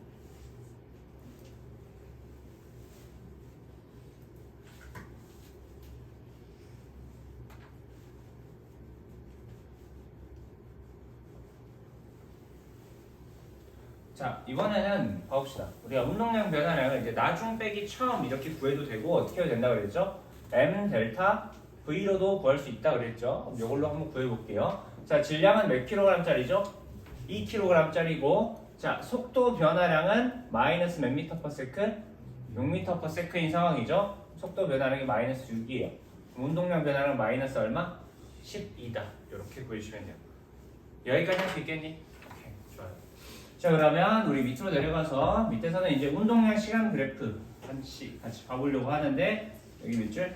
이런 걸 우리는 PT 그래프라고 부를 거예요. Y축이 뭐다? 운동량. 여기 P 이렇게 써놔. 그 다음에 X축은 타임, T. 이렇게 써놓으세요. PT. 자, 그랬을 때 우리가 확인을 해볼 건 이 그래프의 기울기가 의미하는 물리량이에요. 기울기. 자, 그랬을 때 우리가 처음에 속도 할 때 내가 이런 얘기 했던 거 기억나니? 그래프의 기울기는 X축 변화량분의 Y축 변화량을 의미를 한다라고 했던 거. 자, 그러면 기울기가 의미하는 건 일단 X축 변화량분의 Y축 변화량이에요. 자, 그랬을 때 지금 X축은 누구죠? 시간이에요. 그럼 얘는 시간 변화량분의 같이 써놓읍시다. Y축 변화량은 운동량 변화량을 의미를 하겠죠. 얘는 델타 T분의 델타 P 정의가 되는데, 자, 우리가 앞에 약속한 거에 따르면 델타 P는 뭘로도 표현할 수 있다? M 델타 V로도 표현할 수 있다라고 얘기를 했어요. 그리고 그 일전 시간에 약속한 거에 따르면 델타 T분의 델타 V 시간에 따른 속도 변화량은 뭘 의미하죠? 가속도 A를 의미하죠. 여기까지 할 수 있겠죠? 그래서 결과적으로 이 식은 뭘로도 표현이 가능하다? M A로도 표현이 가능하고요. 우리가 뉴턴 2법칙에 따르면 F는 MA였죠. 그죠? 그러면 MA니까 얘가 뭘 의미한다? F를 의미한다. 여기다 이렇게 써봅시다. R자 힘을 의미한다 라고 기억을 해주시면 돼요. 그래서 결과는 뭐죠? 이 PT 그래프의 기울기가 뭘 의미한다? R자 힘을 의미한다 라는 거예요. 여기까지 할 수 있겠니? 이거 같이 써놓고 요거는 자기가 몇 번 이렇게 해봐. 앞에서 약속한 것들이 있으니까 몇 번 하면서 PT 그래프에서는 기울기가 R자 힘이겠네. 이렇게 판단을 해야 돼요. 이제 물리 공부를 진짜 못하는 친구들이 PT 그래프의 기울기는 R자 힘이야. 이 활자를 외워요. PT 그래프의 기울기는 R자 힘이야. PT 그래프의 기울기는 R자 힘이 하고 그냥 두구장창 외우는 거예요. 이렇게 공부하면 물리 공부를 잘 하는 거야, 못 하는 거야? 못 하는 거예요. 오케이? PT 그래프의 기울기는 R자 힘이겠네? 이렇게 나오는 거예요. 뭔 말인지 알겠죠? PT 그래프의 기울기를 따지라고 했는데 기울기는 X축 변화량분의 Y축 변화량이고 PT니까 델타 T분의 델타 P겠네? 근데 델타 P는 M 델타 V잖아? 그죠? 델타 T분의 델타 V는 A고 그럼 얘는 MA네? MA는 F를 의미하니까 기울기가 R자 힘이겠네. 이 시퀀스를 몇 번 거쳐봐야 돼요. 자기가 하다가 언젠가 그러면 PT는 R자 힘이야 그냥 나와요. 그러니까 그 지경에 이르러야 우리가 물리 공부를 잘 하고 있다라고 볼 수 있어요. 왜냐면 물리식은 맨날 똑같은 게 또 나와요. 뒤에서 똑같이 이제 또 배울 건데 똑같은 게 계속 나오니까 하나를 통해서 하나를 알면 열을 알아야 돼요. 근데 하나에 하나 알고 그 다음 하나에 하나 알고 그 다음 하나에 하나 알고 이렇게 1대1 대응으로 다 외우시면 안 된다. 알겠죠? 그렇게 물리 공부하지 마라 라고 얘기하는 거예요. 자, 그러면 밑에 1번하고 2번 있죠? 문제 한번 풀어보세요. 지금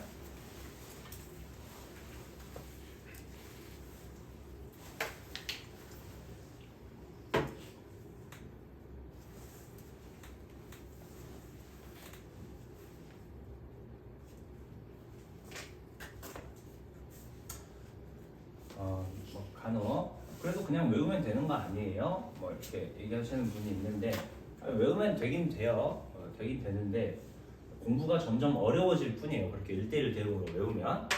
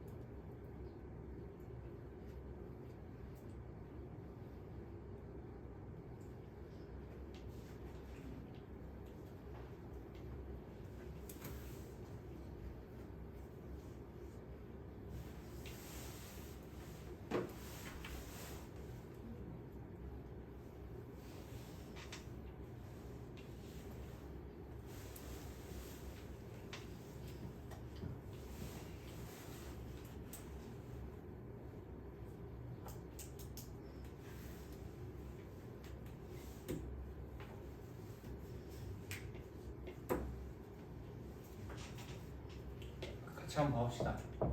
자, 들이면 질량이 2kg인 물체에 2kg 동그라미 운동량을 시간에 따라 나타내는 것이다. 3초일 때 속력이 얼마냐 이렇게 물어보는데, 자, 그러면 3초일 때 얘 운동량을 봐보니까 3초일 때 운동량이 얼마죠? 20이란 말이에요. 그죠? 자, 운동량 P는 뭐다? MV다. 그죠? P는 MV 기억하셔야 되고, 자, 운동량은 3초일 때 20이고 질량이 몇 킬로그램? 2kg이죠. 그럼 속도가 얼마? 10이란 얘기잖아요. 그죠? 부호는 따질 필요 없으니까 속력만 지금 얘기를 하고 있으니까 부호가 따질 필요 없죠. 그냥 10m/s다 이렇게 보시면 되죠. 여기까지 할 수 있겠니? 자, 그 다음에 2번 0초부터 3초까지의 운동량 변화량의 크기를 골라라. 크기를 구해라. 델타 P를 구해라 라고 얘기하고 있는데, 자, 여기 써놓읍시다. 자, 0초는 처음을 얘기하는 거죠. 처음. 3초는 나중 되는 거죠.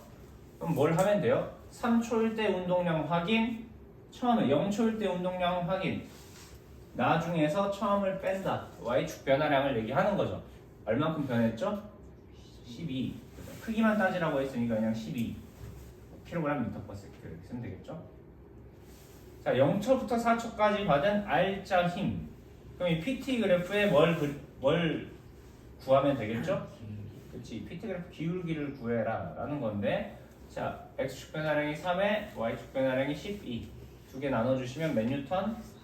4뉴턴. 이렇게 봐주시면 되겠죠. 할 수 있겠죠? 자, 오른쪽 한번 봐봅시다. 자, 오른쪽에는 그림과 같이 마찰이 없는 수평면에 세 물체가 일정한 속력으로 운동하고 있다. 자, 여기 밑줄 쳐놔라. 일정한 속력이다. 일단 이렇게 얘기를 했어요. 자, 그랬을 때 관성이 가장 큰 게 누구냐? 자, 기억. 관성은 누가 제일 크겠죠? 그지? C가 제일 클 거예요. 관성은 오직 뭐에만 의존한다? 질량에만 의존한다 그랬죠. 얘가 1kg, 2kg, 3kg잖아요. 질량 큰 게 관성 큰 거임. 이렇게 하시면 되죠. 자, 니은 운동량의 크기는 B가 C보다 크냐? 자, 다 오른쪽이잖아요. 자, 그러면 얘는 운동량이 플러스 2. 얘는 플러스 얼마? 8. 얘는 플러스 9.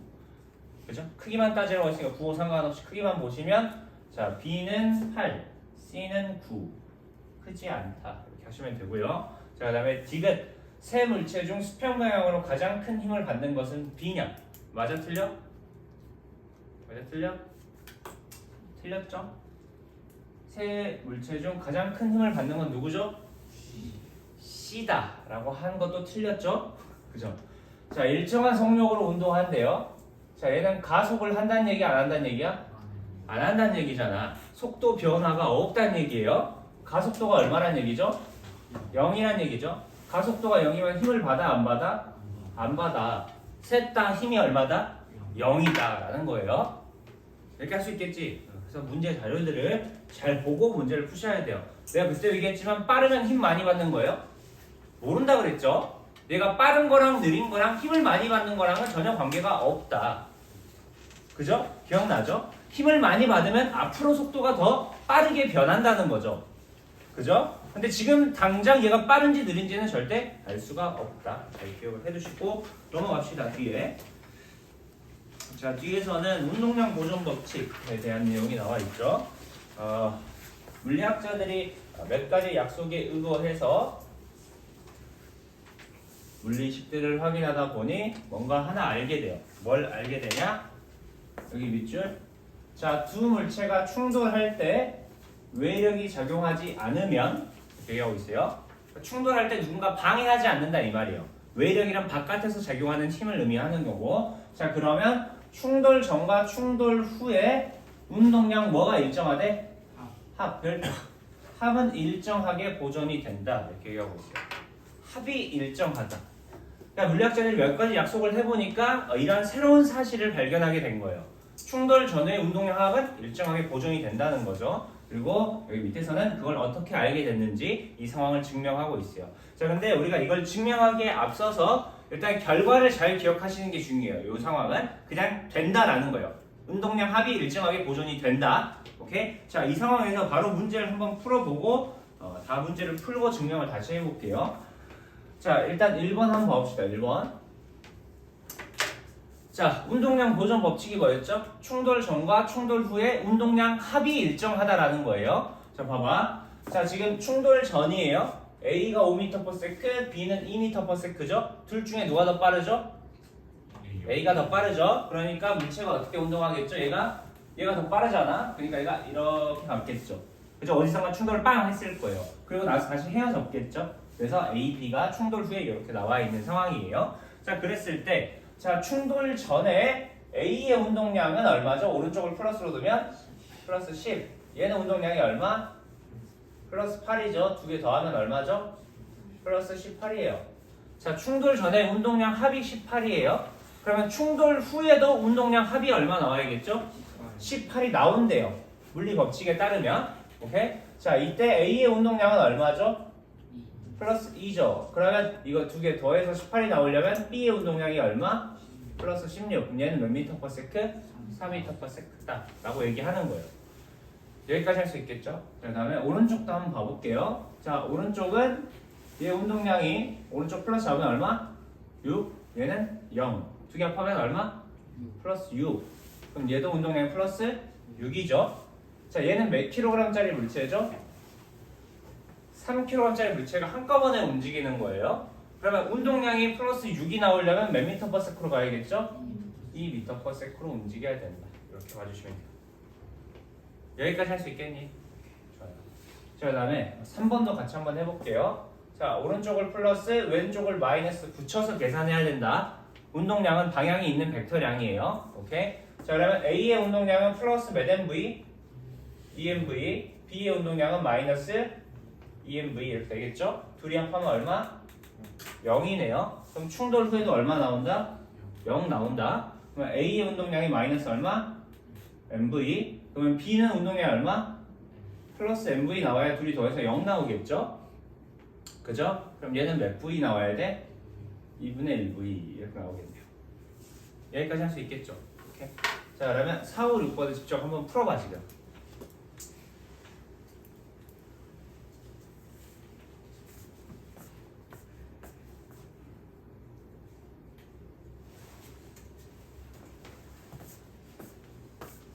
풀어보세요.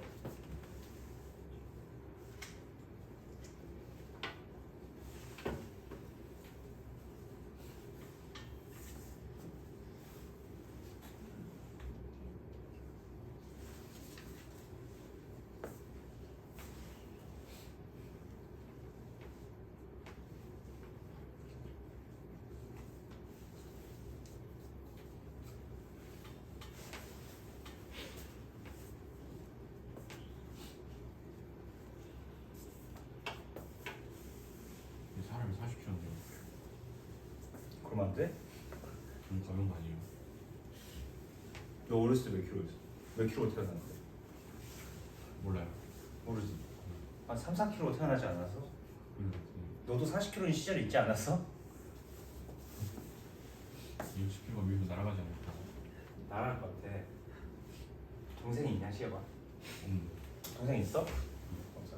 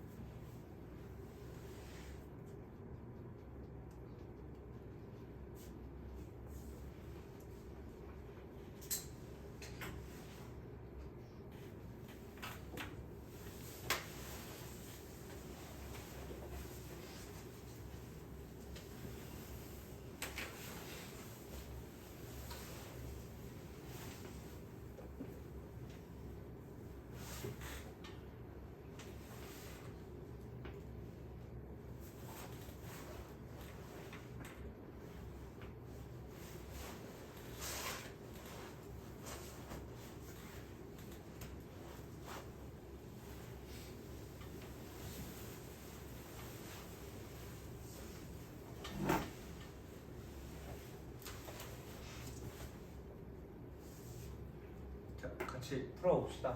상당히 간단하죠. 자, 오른쪽으로는 플러스 3V, 이제 운동량이 플러스 3MV에 얘는 0이죠. 둘이 더하면 플러스 3MV 나와야 되고, 충돌 후에는 얘가 같이 운동하는데 질량이 총 3M짜리죠. 내가 운동량이 플러스 3MV가 나와야 되잖아요. 전체적으로 보면, 그죠? 얘는 얼마? 플러스 V로 날아간다. 라고 보시면 되죠. 자, 그 다음에 왼쪽 아래. 자, 오른쪽 플러스 잡고 계산하면 얘는 14에 얘는 6이죠. 플러스 플러스. 얘는 플러스 20. 충돌 후에 얘가 플러스 2죠. 플러스 20 나오려면 얘가 플러스 18. 얘는 6m/s. 이렇게 해주시면 되겠죠. 할 수 있겠죠. 자, 그 다음에 얘는 뭐 60, 얘는 40, 얘가 60kg에 얘는 40kg. 인데 뭐 이렇게 민 거죠. 충돌한 거잖아요, 결과적으로는. 자, 그랬을 때, 자, A의 운동량은 얼마? 플러스 360. B의 운동량은 플러스 10. 그죠? 다 더하면 420. 그러면 얘가 180이죠. 두 개 더해서 420이 나오려면 240. 240이 나오려면 6m/s. 보시면 되겠죠. 할 수 있겠니? 오케이? 어렵지 않네. 굉장히 간단하다. 하여튼 이렇게 운동량은 보존이 돼요. 그리고 이제 우리가 약속한 거에 의거해서 왜 운동량이 보존이 되는지 잠깐 위에서 간단하게 증명만 한번 하고 넘어가도록 할게요. 물리 시간이니까 우리가 증명을 안 할 수는 없겠죠. 자, 위에 한번 봐볼게요. 위에 봐보시면, 자, 일단은 우리가 이 상황을 증명하기 위해서 충돌 전 운동량 합과 충돌 후 운동량 합이 같다라는 상황을 증명하기 위해서 일단 일반적인 상황을 한번 만들어 볼게요. 자, 어떤 A라는 물체와 B라는 물체가 있어요. 얘들의 질량이 MA, MB인 상황인데 얘는 VA, VB로 날아가는 상황이에요. A가 더 빨라서 둘이 가서 빵 하고 충돌을 하나 봐요.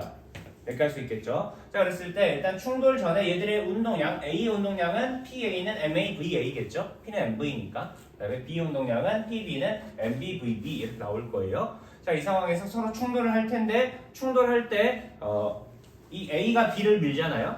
그러면 힘은 항상 쌍으로 작용하니까 B도 A를 밀겠죠. 그리고 이 힘과 이 힘은 크기가 같고 방향이 반대일 거예요. 그리고 항상 동시에 작용하니까 힘이 작용하는 시간이 서로 어떻게 된다? 같다라고 볼 수 있어요. 자, 이러한 상황이 성립이 되고 나서 물체가 힘을 받아서 가속했겠죠. 가속했으니까 속도가 바뀌어 안 바뀌어? 바뀌었겠죠. 속도가 변해서 충돌 후에는 VA 프라임, 얘는 VB 프라임 이렇게 바뀐 거예요. 그죠? 그랬을 때 나중 운동량은 VA 프라임은 MA VA 프라임이고 MB 프라임은 MB VB 프라임 이렇게 나올 거 아니에요? 그죠? 자, 일단 이러한 상황이에요. 일반적인 상황인데 자, 이 상황에서 이걸 증명을 해봅시다. 충돌 전에 운동량이 보존된다는 걸 뭘 가지고 증명을 하냐? 여기 봐봅시다. 작용 반작용 관계의 힘이에요. 자, 요 작용 반작용 관계의 힘은 크기가 서로 어떻게 된다? 크기가 같다. 방향이 어떻게 된다? 반대라고 했었죠. 그래서 FA는 마이너스 FB라고 볼 수 있어요. 그죠? 여기서 마이너스는 뭘 의미하죠? 방향을 의미하는 거야. 그래서 FA는 마이너스 FB고요. 자, 이 상태에서 여기 써봅시다. 우리 앞에서 배웠죠? F는 뭐다? MA 있다라는 거예요. F는 MA니까 FA는 MAAA, 그다음에 마이너스 FB는 마이너스 MBAB 이렇게 되겠죠. 오케이? 그리고 자, 이 상황에서 다시 한번 A는 T분의 뭐다? 델타 V다. 우리가 예전에 약속했었잖아요. 이거에 의하면 MA는 M 곱하기 T분의 델타 V 이렇게 표현할 수가 있겠죠. 이렇게 할 수 있겠지? A 대신에 T분의 델타 V를 집어넣은 거예요. 오케이. 자, 그 상태에서 두 물체가 힘이 작용하는 시간이 서로 같다 그랬잖아요. 작용 반작용 관계의 힘이니까. 그러면 가속하는 시간도 서로 같았겠죠. 그래서 얘한테 힘이 작용하는 시간과 얘한테 힘이 작용하는 시간 T가 서로 같아요. 그럼 날아가겠죠. 그렇죠? 공통 변수를 제거를 해요. 그러면 얘는 MA 델타 VA 는 마이너스 MB 델타 VB 이렇게 나올 거 아니에요. 그대로. 이렇게 할 수 있겠죠. 자, 이 상황에서 델타 VA는 VA 프라임 마이너스 VA죠. 그 다음에 델타 VB는 VB 프라임 마이너스 VB니까 이렇게 식이 나올 거예요. 그럼 이 식을 곱셈공식 이용해서 전개하는 거죠. 전개하면 이렇게 나오겠죠. 자, 이 상태에서 MA VA 프라임이라는 건 A의 나중 운동량이고 그 다음에 MA VA라는 건 A의 처음 운동량이죠. 그 다음에 MB VB 프라임은 B의 나중 운동량, MB VB는 B의 처음 운동량이에요. 그래서 이렇게 나온다는 거죠. 그리고 마이너스를 빵빵 이렇게 넘겨요. 그러면 PA 프라임 플러스 PB 프라임이 PA 플러스 PB가 되겠죠. 그죠? 이게 충돌 뭐다? 후. 이게 뭐죠? 전이죠. 전과 후의 각각의 운동량 합은 서로 어떻게 된다? 같다라는 거예요. 우리가 약속한 대로 절차를 수행해 보면 이게 항상 같게끔 성립을 한다는 거죠. 오케이? 그래서 결론은 같다. 할 수 있겠죠? 뭐 이거 증명하는 게 막 너네들한테 엄청 중요하진 않아요. 물리시간에 그냥 보여주는 거지. 하지만 일단 결과는 기억하셔야 돼요. 보존이 된다 라는 것 정도는 아셔야 문제를 푼다. 자, 넘어갈게요. 충격량. 충격량. 물체가 받은 충격의 정도를 나타내는 물리량이에요. 자, 이것도 뉴턴이 정의를 해줘요. 뉴턴도 이제 고민에 빠지는 거죠. 충격을 많이 받은 애가 있고 충격을 적게 받은 애가 있을 거 아니에요. 그랬을 때 누가 더 많이 받은 거냐 정확한 지표로 계산을 해야 된다는 거죠. 그래서 뭔가 약속을 하나 수행을 하는데 너희들도 그냥 생각을 해봐요. 내가 이렇게 동주를 이렇게 쑥 치는 거랑 이 자식아 팍 치는 거랑 누가 더 충격을 많이 받았겠죠? 그치? 팍 칠 때 충격을 더 많이 받았을 거 아니에요? 힘을 세게 작용할수록 충격을 많이 받았을 거예요. 근데 두 번째로 내가 야 이렇게 하는 거랑 야야야야 이렇게 하는 거랑 뭐가 더 충격을 많이 받았겠죠? 야야야 하는 게 더 충격을 많이 받았겠죠. 힘이 작용하는 시간이 길어지면 길어질수록 동주가 충격을 많이 받았을 거예요. 이렇게 할 수 있겠나요? 오케이? 그래서 뉴턴도 이렇게 생각하죠. 그래서 밑줄. 자, 물체에 작용하는 힘이 크고 힘이 작용하는 시간이 길수록 받은 충격량이 클 거야 라고 일단 생각을 해요. 그리고 이걸 정의하기로 했으니까 이 두 물리량과 관계가 있는 물리량이라는 거예요. 충격량이라는 건. 그리고 이게 크면 크고 이게 크면 크니까 똑같이 운동량처럼 두 개를 곱한 값으로 충격량을 정의를 해요. 오케이? 그래서 충격량은 여기 밑줄 물체한테 적용하는 힘 곱하기 물체한테 힘이 적용하는 시간이다. 그리고 단위는 뭘 쓴다? 뉴턴 세크를 쓰고 있어요. 힘의 단위가 뭐죠? 뉴턴. 시간의 단위가 뭐다? 세크. 이렇게 쓴다는 거예요. 그래서 뉴턴 세크다라고 볼 수 있고요. 그 다음에 킬로그램 미터 퍼 세크. 운동량의 단위를 쓰기도 해요. 요거는 뒤에서 한 번 더 살펴볼게요. 자, 그리고 여기서 하나 더 정리를 하고 갈게. 자, 우리가 일정 시간에 시간은 스칼라량이라고 했나요? 벡터량이라고 했나요? 스칼라량. 그죠? 얘는 스칼라. 자, 힘은 무슨 양? 벡터. 그럼 충격량도 무슨 양? 벡터. 그 다음에 이 둘은 서로 방향이 어떻게 된다? 방향이 같다. 이렇게 보시면 되죠. 여기까지 할 수 있겠죠? 자, 그리고 이걸 기호로 약속을 하면 어떻게 된다? 충격량은 뭘로 써요? I로 쓰는 거야. I. 임팩트. 임팩트. 그죠? 임펄스. I를 쓰는 거고, 그 다음에 힘은 뭘로 쓴다? F. 그리고 포스. 자, 그 다음에 시간은 뭐? T. 그죠? 타임. 그래서 여기 있죠. 기호를 외워야겠죠? 오늘 배운 기호 2개 있어요. P는 MV, I는 FT. 이 두 공식은 외우셔야 돼요. 충격량은 물체한테 적용하는 힘 곱하기 시간이다. 자, 그러면 밑에서는 이 공식을 활용하는 방법을 잠깐 배워봅시다. 자, 여기다 이렇게 한번 써보세요. 자, 2kg짜리 물체가 있어요. 얘가 오른쪽으로 4N의 힘을 3초 동안 받았다. 자, 충격량이 얼마니? 이렇게 물어보죠. 충격량이 얼마니?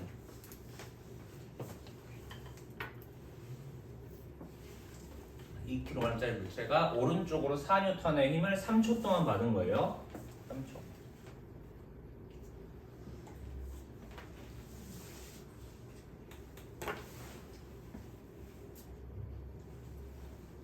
수민아, 충격량 얼마죠?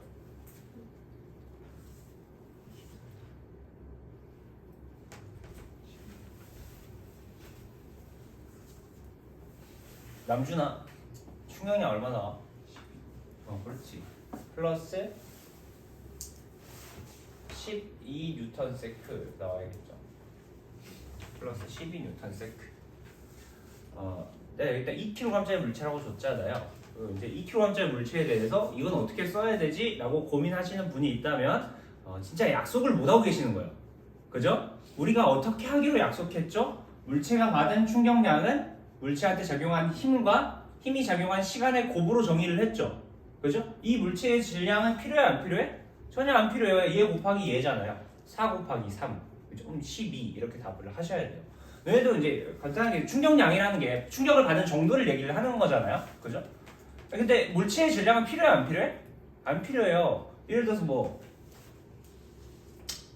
강호동 알아요? 강호동? 예를 들어서 윤희가 와가지고 쌤을 한 대 빵 쳤어요. 그러니까 강호동 한번 빡 쳤어요. 그럼 쌤은 엄청 아프고 강호동은 안 아파요? 강호동도 아플 거 아니에요. 안 아플 수 있겠네요. 근데 우리가 물리적으로 봤을 때 충격량이라는 건 그 물체가 질량이 크든 말든 상관이 있어 없어?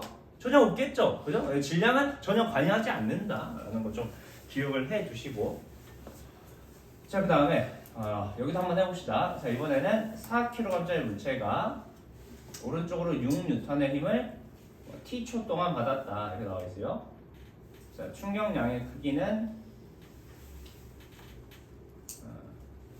플러스 24N 세크다. 자, 몇 초 동안 이 힘을 받은 거냐? 6N을 일정하게 받았다라고 봐볼게요. 펜 들고 몇 번 얘기해야 돼? 자, 질량이 M짜리 물체가 있는데 마이너스 4N을 6초 동안 5초 동안 받았다. 자, 이때 충격량은 얼마냐? 한번 구해봅시다. 자, 그 다음에 이번에는 예를 들어서 F라는 힘을 3초 동안 받았다. 질량이 M짜리 물체가. 자, 충격량은 마이너스 18N 세크다. F가 얼마냐? 물어보는 거죠.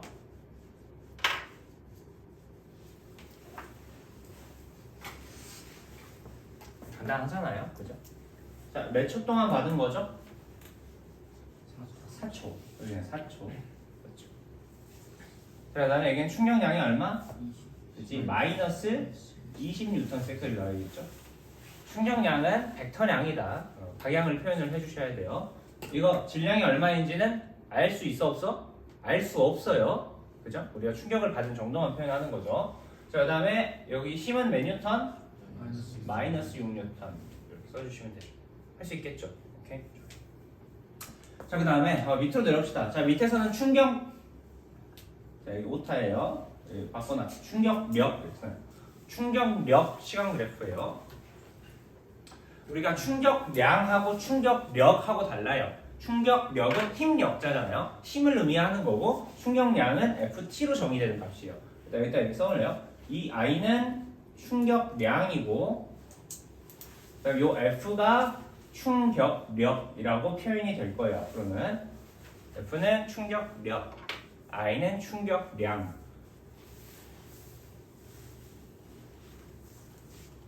자, 이렇게 나왔을 때 우리가 지금부터 확인해 볼 건 이런 충격력 시간 그래프, 힘 시간 그래프라고도 불러요. 오케이? FT 그래프라고 부르는데, 자, 이 FT 그래프의 밑넓이가 의미하는 물리량 한번 따져보려고 해요. 밑넓이. 자, 우리가 일전 시간에 이렇게 얘기했었죠. 밑넓이는, 그래프의 밑넓이는 Y축에다가 Y축 물리량에 얼마큼 곱하면 된다? X축 변화량만큼 곱하면 된다 라고 얘기를 했을 거예요. 밑넓이를 구하는 거. 자, 그러면 지금 Y축이 힘이죠. X축 변화량은 시간 변화량이겠죠. 그죠? 그러면 FT로 정의되는 물리량이라는 거잖아요. FT는 뭘로 정의했죠? 충격량 I로 정의를 했죠. 그래서 FT 그래프의 밑넓이는 뭘 의미한다? 충격량을 의미한다 라고 보시면 돼요. 여기까지 할 수 있겠니? 예전 시간에 이제 배운 거를 계속 이용을 해주셔야 돼요. 이렇게 체크를 해두시면 되고, 자, 그 다음으로 밑으로 한번 내려가 볼게요. 자, 밑에서는 충격량과 운동량 변화량에 대해서 설명을 하고 있어요. 이제 이 단원에서 가장 중요한 파트 중 하나다라고 생각을 해주시면 되는데, 자, 일단은 여기 별표 잖아, 별표. 그 다음에 이 식의 별표 3개. I는 FT고 얘는 델타 P다 라고 얘기를 하고 있죠. 이게 의미하는 게 뭐냐? 자, 물체가 받은 충격량은 일단 어떤 힘이 일정 시간 동안 작용한 효과를 나타내는 어떤 지표가 되는데요. 그죠? 충격받은 정도를 나타내는 지표가 되는데, 이 충격을 받은 것만큼 이 물체한테 뭔가 변할 거 아니에요? 충격을 받았으니까. 그때 얼마만큼 뭐가 변하냐? 운동량이 딱 충격량만큼 변하게 돼 있어요. 그래서 얘가 운동량 변화량과 같은 지표가 돼요. 우리가 약속한 거 의거하면 이렇게 된다는 거예요. 오케이? 그래서 I는 FT고 FT는 델타 P와 같은 값이다 라고 볼 수 있는데요. 자, 이걸 오른쪽에서 한 번 더 증명을 하고 있죠. 같이 한번 봐볼게요. 자, 어떤 질량 M자리 물체가 V1의 속도로 가고 있었는데 F라는 힘을 델타 T 초 동안 받는 거예요. 그러고 나면 힘을 받아서 가속을 했겠죠. 속도가 뭐 V2가 되었다라고 나와 있어요. 자, 이 상황에서 충격량을 구해보시면 충격량 I는 F 델타 T. 그러니까 여기서 걸린 시간 델타 T는 T랑 똑같다라고 생각하시면 돼요. 얘는 T야, T. 얘는 T란 말이에요. 그럼 I는 FT죠. 자, 그 상태에서 우리 F는 뭐라고 배웠죠? F는 F. 그지? 아니, 우리 뉴턴 2법칙 F는? 네, 그렇지, MA. 그죠? F는 MA. 할 수 있잖아요. F는 MA예요. MA. 그죠? 그럼 얘는 MAT가 되겠죠. MA 델타 T 이렇게 볼 수가 있고요. 자, 그리고 가속도 A는 시간에 따른 속도 변화량이죠. 그럼 A 대신에 T분의 델타 V를 집어넣어주는 거예요. 그러면 여기 델타 T랑 여기 델타 T가 서로 어떻게 되죠? 날라가겠죠? 그럼 결과적으로 얘는 M 델타 V가 되죠. 근데 우리가 일전에 약속을 어떻게 했죠? M 델타 V는 뭐랑 같다? 델타 P랑 같다는 거죠. 그래서 얘는 뭐가 된다? 델타 P가 된다는 거예요. 결과적으로 I는 FT인데 이게 FT가 델타 P야 라는 게 성립을 한다는 거죠. 여기까지 할 수 있겠네요. 우리가 약속된 체계에 따르면 이렇게 된다는 거예요.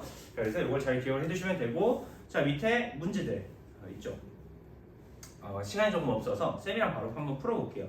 자, 1번 한번 봐봅시다. 1번 쌤이랑 같이 풀게요. 자, 그림은 마찰이 없는 수평면에 정지해 있던 질량이 5kg짜리 물체한테 힘이 작용을 했다. 운동량 시간 그래프를 알려주고 있죠. 자, 0초부터 3초 동안 작용한 힘의 크기는 지금 여기가 PT 그래프잖아요. 그죠? 이 PT 그래프에 뭘 구하면 되겠죠? 기울기를 구하면 되겠죠? 그럼 R자 힘을 확인할 수 있잖아요. 얘는 3초 동안 운동량 변화량이 얼마? 6이다. 기울기 얼마? 2다. 기억은 맞죠? 자, 0초부터 3초 동안의 속도 변화량은 얼마냐? 운동량 변화량? 운동량 변화량은 요만큼이죠. 그죠? y축 변화량 얼마만큼이다? 6이다. 맞죠? 여기까지 할 수 있겠죠? 자, 그 다음에 물체가 받은 충격량. 자, 델타 P가 뭐랑 같다 그랬죠? I랑 같다 그랬죠? 얘가 6이에요. 그럼 얘도 얼마야 되죠? 6이어야 되죠? 이거 틀렸다. 이렇게 보시면 돼요. 자, 2번 한번 넘어가 볼게요. 2번.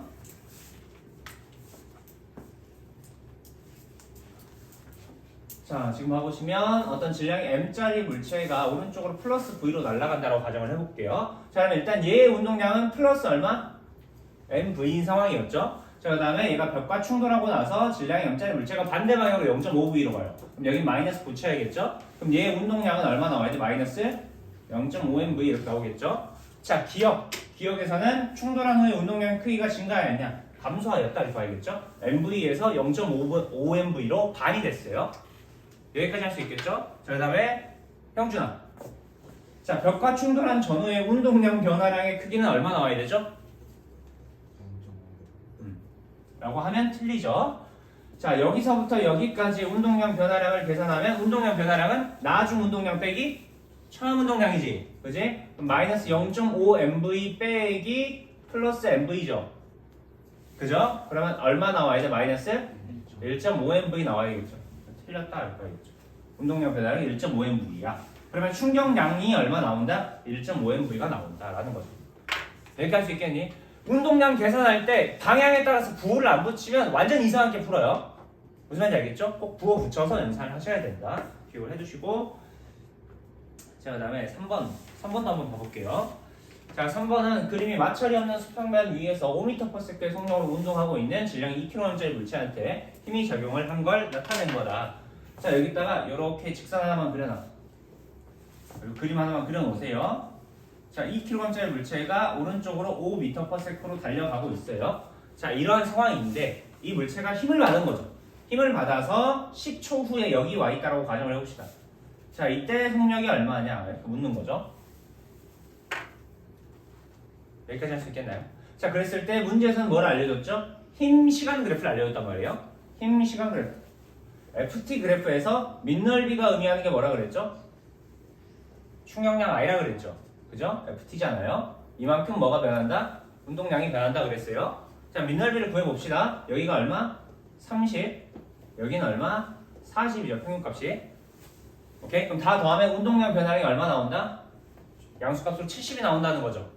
여기까지 할 수 있겠니? 자, 그러면 초기 운동량이 얼마죠? 플러스 10이죠. 그럼 여기서부터 운동량 변화량이 얼마? 플러스 70이죠. 그럼 여기 운동량 얼마 나와야 돼?